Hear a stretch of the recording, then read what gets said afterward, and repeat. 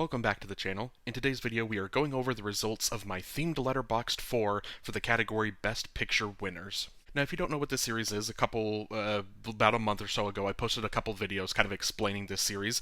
But just to give a quick little recap, what this is each month this year I'm going to go over a different theme, a different category, and for each month we're going to discuss what my Letterboxd 4 of that specific category is. So as opposed to just your broad, wide Letterboxd 4, where it's just kind of the same four films and not a whole lot of movement because you kind of know what your favorite films are, this is just every single month it's a whole new category and we're just going to see what is the best or my four favorites of that specific category. In the preview video that I posted at the beginning of the month, I talked about that there was 10 specific films that I was going to watch this month, and then watch as many other films as I could as well, and that's exactly what I did.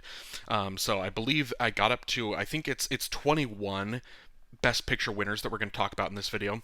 What I ultimately decided to do as well is I guess I could do the quick math here. It looks like it's about 16-ish maybe that I actually watched during the month of January. What I decided also is I felt like going back the previous 6 months was still kind of a wide enough of a range where the movies that Best Picture winners I saw within the last 6 months, I think they were still fresh enough that I can include them in this video and talk about them a little bit. None of those are going to make it into the Letterboxd 4. So what we're going to do is we're going to start by talking about those specific films first, the ones that I watched within the last 6 months, and then we're going to move over and we're going to talk about the films that didn't quite make the cut for the Letterboxd 4, but the ones that I specifically did watch in January. So starting with the films from the last 6 months, The Silence of the Lambs, a gripping and suspenseful horror backed by powerhouse performances from Sir Anthony Hopkins and Jodie Foster. There's a link to my Becoming a Better Cinephile episode in the description if you want to hear my full thoughts on the film. This was close to cracking into the top 4, but it might take another watch or two before I fall completely in love with it. The Godfather. An all-time classic, and for good reason. Marlon Brando, Al Pacino, and the rest of the ensemble all deliver compelling performances. While I appreciate so much about the film, it doesn't quite crack into the love it category. The Godfather Part 2. Many consider Part 2 to be the best in the trilogy, and I think that is mainly due to Al Pacino. He has an increased role and absolutely delivers a star performance. I'm excited to rewatch these again in the future to see if they can crack into my Best Picture winners Letterboxd 4. Forrest Gump. Tom Hanks leads a sprawling adventure that is full of classic and memorable scenes. Robert Zemeckis is at his best here, alongside Eric Roth's script. While the discourse of this film has soured over the years, I still think it's an enjoyable film. 12 Years a Slave. A harrowing and difficult look at American history, Lupita Nyong'o and Chiwetel Ejiofor deliver two of the best performances I've ever seen. The film is important and really well done, but one that's hard to rewatch over and over. Million Dollar Baby. I went into this thinking I knew how it ended, but there was a whole third act after what I knew that was an emotional gut punch. I'm not extremely familiar with Clint Eastwood as an actor, but the little I did know, I wasn't expected to be moved as emotionally as I was by a performance of his. This is one of the exclusions that was the closest to making it, but ultimately falls short of the Letterboxd 4. Gladiator. As deep as his filmography is, Ridley Scott is at his best in this film. An epic adventure that is full of tense action and a compelling story. Russell Crowe and Joaquin Phoenix have excellent chemistry, which showcases the dramatic themes of the film. And now moving over to the films that I watched in the month of January that didn't quite crack the Letterboxd 4. Titanic. A 3-hour epic that needed that length to deliver a great romance combined with a disaster story. This is the second time I've seen the film, and I completely forgot how much time was dedicated to the sinking of the Titanic.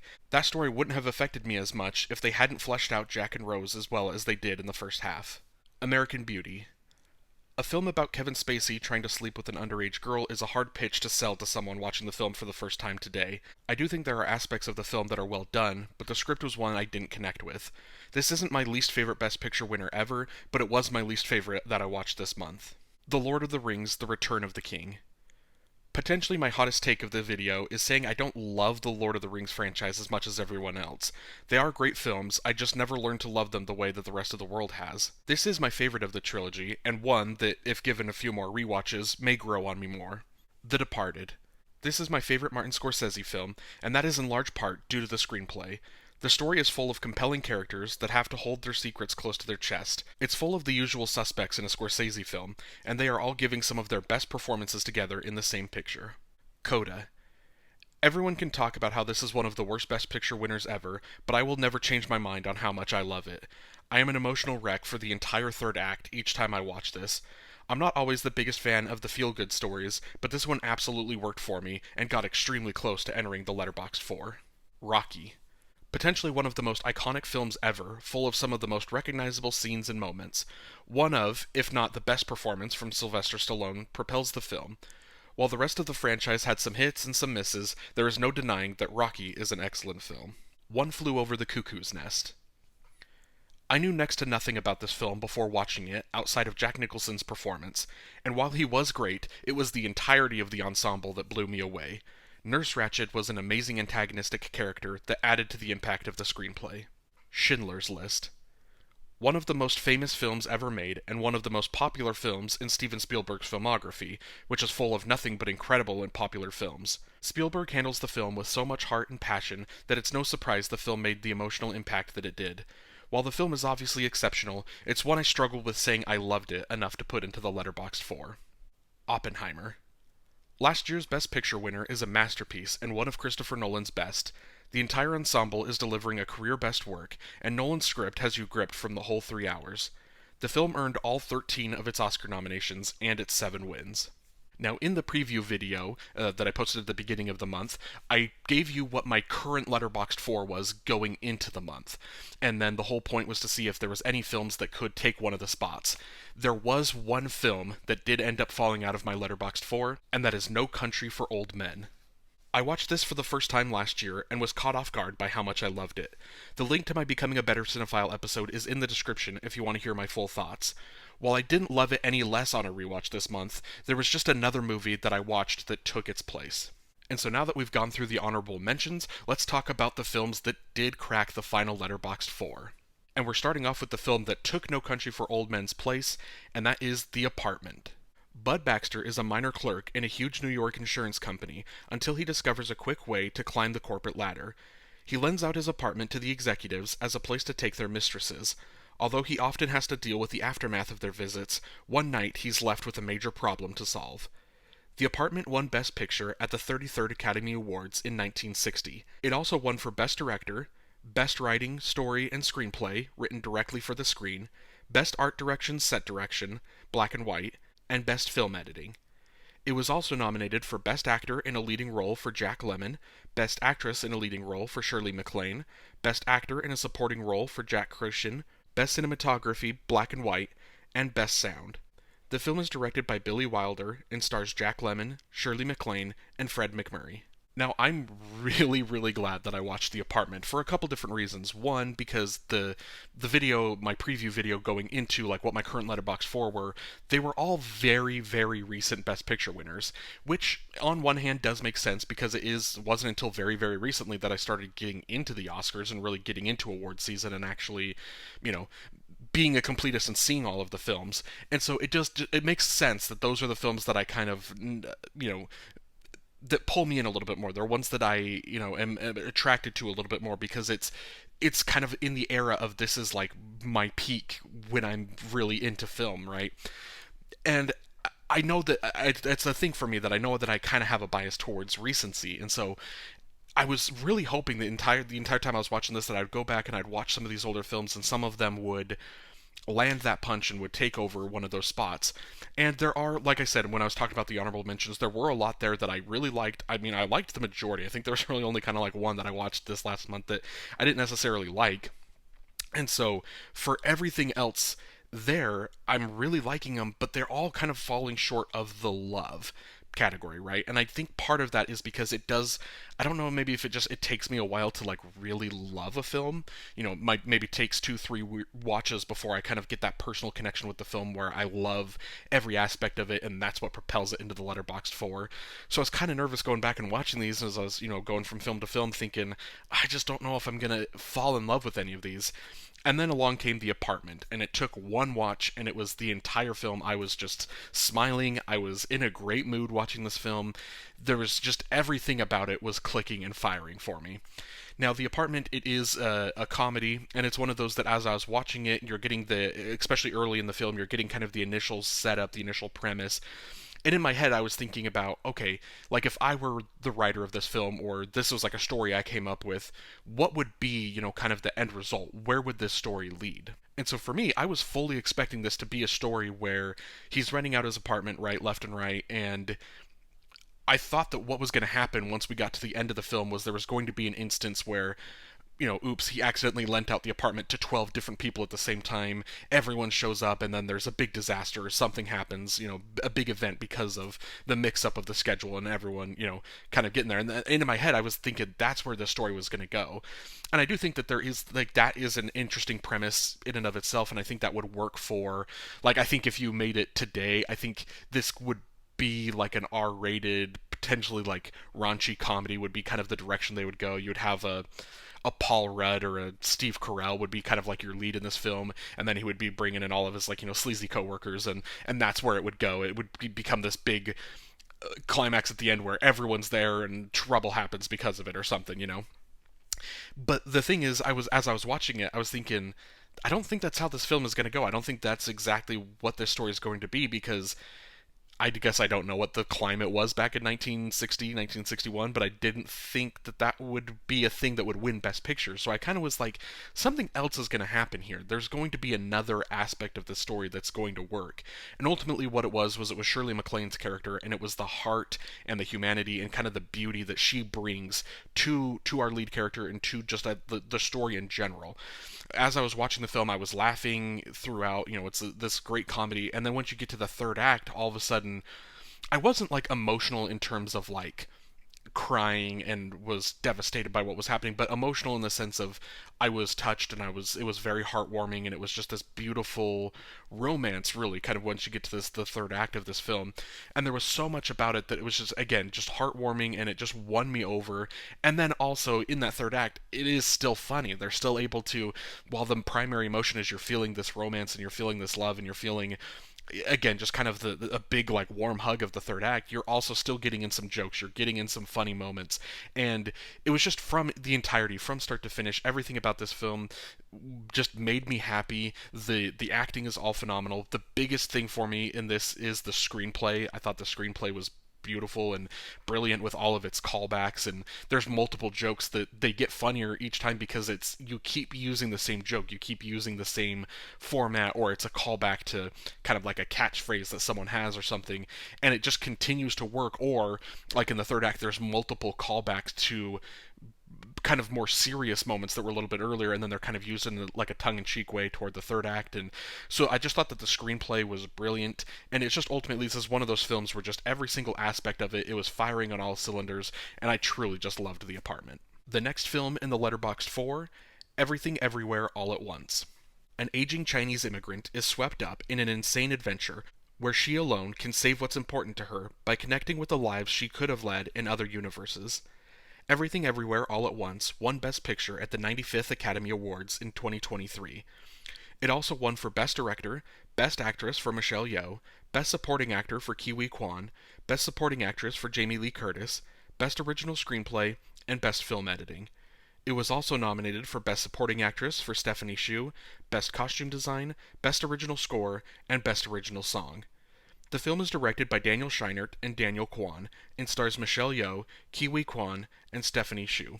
Everything Everywhere All at Once is kind of an interesting film to look at, in the sense of the people that love it, love it. And then there's so many people, I think there's a lot of people that can watch it and just kind of appreciate it for being a dumb comedy or something, and they can just say, oh, okay, like, it does this, it's exceptionally well at the things it does, and then they just kind of leave it maybe at like a 3.5-star movie. They don't quite get they don't connect with it, I think, the way that a lot of people like me that just absolutely love it. And this is one of those films where I think the reason I love it so much is, I guess it's, in a weird way, it's kind of the same thing to what I was just talking about in The Apartment. On the surface, Everything Everywhere All at Once is a dumb comedy, right? And I guess I haven't seen every single Best Picture winner, so I can't say for sure, but I feel pretty comfortable in saying that this is maybe one of the only Best Picture winners that prominently features butt plugs. And so it's one of those things that I understand that it's this goofy, dumb, raunchy comedy, right?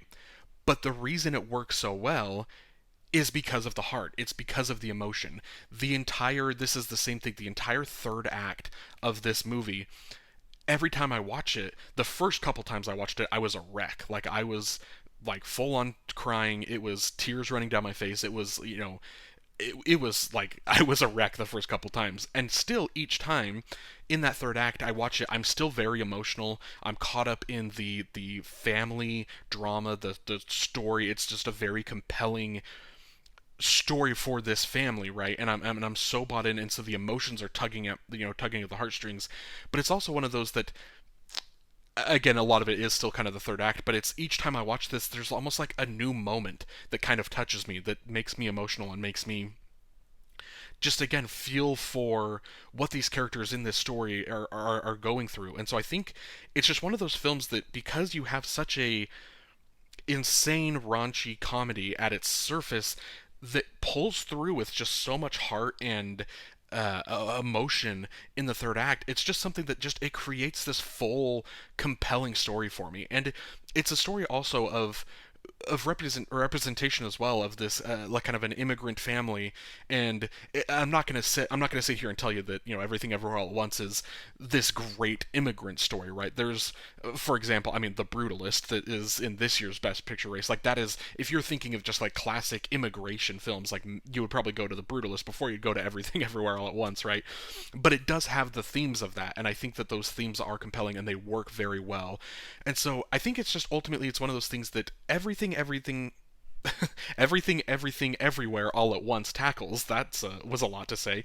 Everything that it's tackling is just working so well. It's all to the full extent. The comedy is firing on all cylinders. The drama, the like I'm talking about, kind of like the I guess that goes along with the drama, but just kind of the family, the personal stories, the chemistry that the actors and the characters have with each other, the different dynamics that they all have with each other are all coming in very well.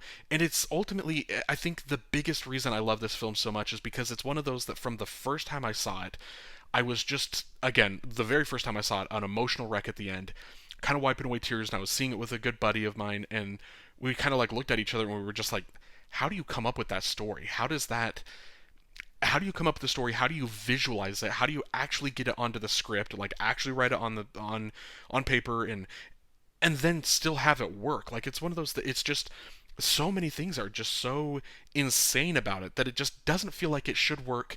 And not only does it work, but it excels at everything. And so this is forever going to be one of those films for me that it is up there. This is in my personal, like, this could be in my real Letterboxd 4, right? Like, that is how much I love this film. This is always going to be one of the best picture winners that I love the most, also because of how crazy it is that it actually won.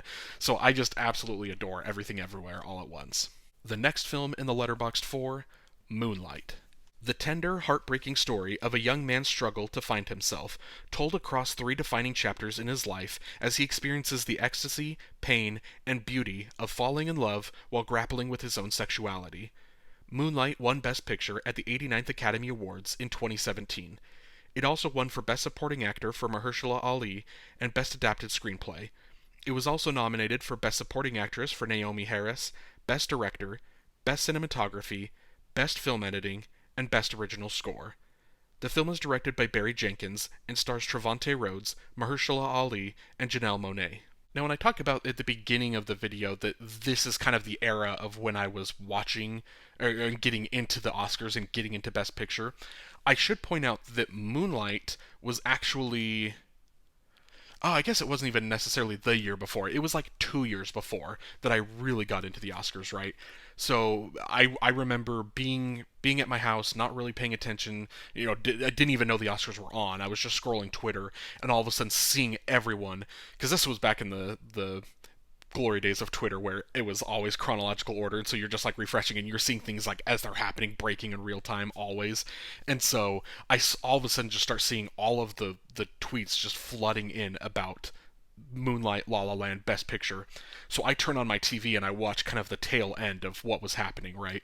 And kind of just tuning in and being like, that was one of the first things that ever like made me care about the Oscars in any sort of way at all. But it was also watching it and being like, I had heard of La La Land. I hadn't seen it at that point, but I had at least heard of it. And then seeing this film called Moonlight that I'm like, I don't even know what that is. Like, I've never heard of it. And this was during the era of, I was 2020. So this, I guess, would have been the year 2017 was the first year that I, like, really was going to movies. And I guess that's not even true. It was the year that I was going to more movies, I should say, but it wasn't even the year that I, like, really got into movies. But 2016, I would go to the theater maybe once a month or something like that, and I would maybe see 30 to 40 new releases that year. And so I had just never even heard of Moonlight. And so seeing this and being like, okay, I've got to go watch this. I've got to see, what the hype was about, why it winning over La La Land was so special and so crazy on its own without the whole, switch up thing. And so I searched out, and I remember finding Moonlight, and I remember just kind of like being blown away, because it's one of those that, again, I wasn't at that point in my life. A lot of the movies I watched were either dumb comedies or dumb horror movies, and there was almost no exception. I didn't make a lot of room for dramas, or especially like personal dramas, and especially not kind of like independent, like really small dramas. And so, kind of taking the time out, finding this, I believe I probably rented it in like Redbox or something, and watching it, just being blown away by how much I loved it, because this is one of the first times where it's like just a little indie, independent, like personal thing moved me as much, and I was like captivated. It didn't need, you know, to be a raunchy comedy, and it didn't need stupid jump scares. Like, it didn't need anything to like keep my interest. I was just hooked on the story. And it's one of those that I remember watching it then. I remember falling in love with it, and I hadn't seen it again for the last, that would have been, I guess that would have been like maybe 2017, might have been 2018 maybe when I watched it for the first time. So it's been 6, 7, 8 years or so since I had seen this for the first time. And so when I was rewatching this, again, it just confirmed and cemented in my brain of how much I truly love Moonlight, how I love the structure of following one character, breaking his story up into three different chapters. You've got three different actors all playing, the different ages and the different varying, just the circumstances that the character finds himself in, and you're seeing this story of his growth. Again, not only just a gripping story about his sexuality and kind of discovering who he is as a person, but also just, again, just maturation and growth, and the things he learns about friendships, the things he learns about, like Mahershala Ali and Janelle Monáe, his mentors early in the film, the relationships that he has, again, not only with his friends but with his family, different things that he's going through. Everything in this film, it's just clicking. And then you get to the third act, and this was the thing that kind of blew me away rewatching this, 6, 7, 8 years later, because I remember the format, I remember the beats, I remember how the film goes. I knew there was three different acts, and it was three different phases of this character's life. When we got to the present day, or I guess just the third act, when you have Trevante Rhodes as our main character, I forgot that pretty much the entirety of that third act is just the conversation that he's having at the diner with Andre Holland. I forget that was just what the third act was just kind of this beautiful understanding, these two characters that obviously, I'm not going to spoil anything really if you haven't happened to see Moonlight by now, but the second act, something kind of happens with these characters, and then them reconnecting all these years later in the third act, and kind of getting to understand where these characters were at the time, trying to understand, the situations they were in, trying to understand the situations they are now, and then also just trying to understand what is the situation for these characters moving forward. There was just such a humanity to it that, while nothing too crazy, like the Moonlight isn't some big adventure where all these crazy things happen. It really is just a personal, beautiful, introspective piece of film that, for that reason, because it opened, I think, a whole new kind of window or a whole new mindset on some of these films for me. That's the reason why I just fell in love with this film so much, and why it absolutely is, again, not only in my real Letterboxd 4, but not only in this themed Letterboxd 4, but actually close to being in my real Letterboxd 4 as well. And the final film in my Letterboxd 4, Parasite.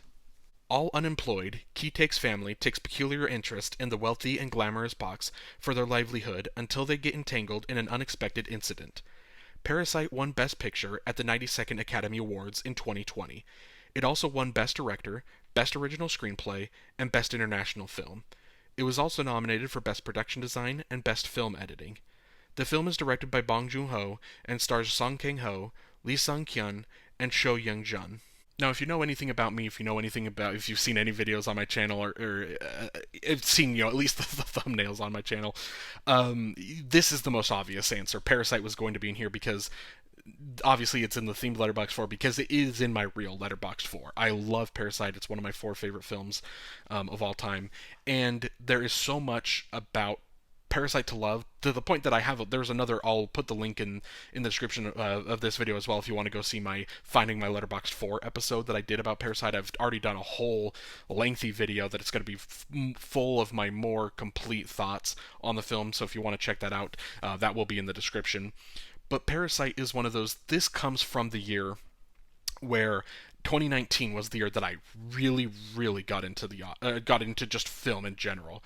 I had started a new job, and I was kind of changing a lot about my life in 2019. And this is where, my new job, I was pretty close to the movie theater that was right next to me, so I would get off, and it was also like the first just kind of 9 to 5 job I'd ever worked in my life, and so I had gotten to that routine of getting off at 5, and then it was so easy to just drive down if there was a movie playing within the first next 5-10 minutes, and so that's where I just fell in love with just going to the theater, that experience of rolling over, seeing a movie, and just rinse and repeat, regardless of how good the movie was, or how bad it might have been. If I had any sort of interest, I was going and I was seeing everything because I just loved going to the theater. And because of that, I found there was movies that I normally wouldn't see, like a Parasite, because I remember, and I think I talk about this exact same thing in that video that I'm going to link about Parasite, but I remember seeing the trailer for it, and at this point in my life, I just never really watched any international films, just didn't really care for it. And so seeing the trailer for this, seeing, Palme d'Or winner, and thinking, like, I have no idea what that means, but clearly this is a great film if it's winning awards, right?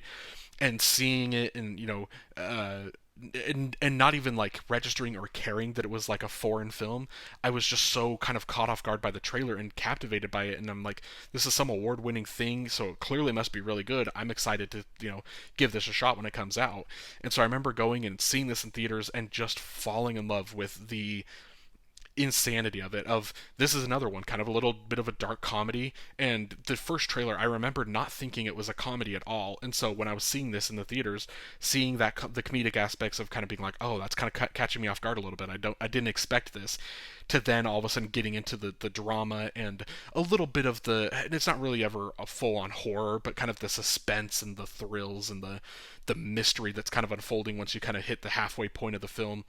Everything that just kind of was going there, I was just so caught off guard and blindsided by how incredible I found it all to be.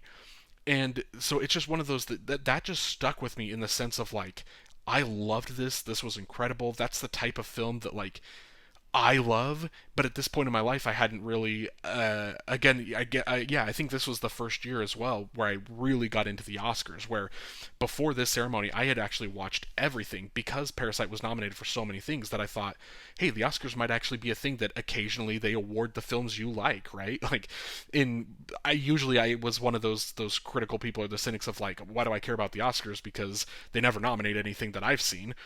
Again, realizing because I was back then just watching dumb movies. I wasn't watching anything that was actually good. And so in 2019, seeing Parasite, loving it, and then seeing it get nominated, I got so into the Oscars. Parasite ends up winning Best Picture, right? And it's what I was rooting for. In hindsight, I can say that I think I like Little Women from this year a little bit more than Parasite, but at that time I was just so all in on Parasite, and that's what I was rooting for, and that's what had absolutely hooked me. And it's just one of those things that the whole kind of story of it, of discovering Parasite, falling in love with the entirety of the story, and again, I don't even dare say anything about this in case you've been under a rock and haven't seen Parasite in the last 5-6 years that it's been out. I just go watch it. Don't let anyone spoil anything for you, because it is just the thrills and the reveals of everything that happens in this film is just so incredible, especially to go in with like no expectations or no real understanding of what the film is. You're going to love it, as much as I did. And ultimately, it's just, that's why for me, Parasite, it's the entirety of it. That's why it is my favorite Best Picture winner of all time, and it absolutely cemented its spot here in my themed Letterboxd 4 for Best Picture winners. And that's it.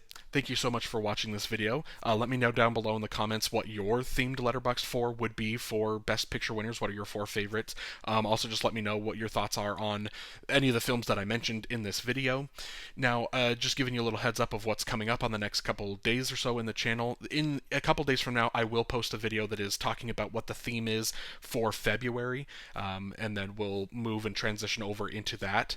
But also on my channel, I don't know if I'm going to be able. I'm kind of dipping my toes into a little bit, and I don't want to like confirm or like absolutely commit to doing it.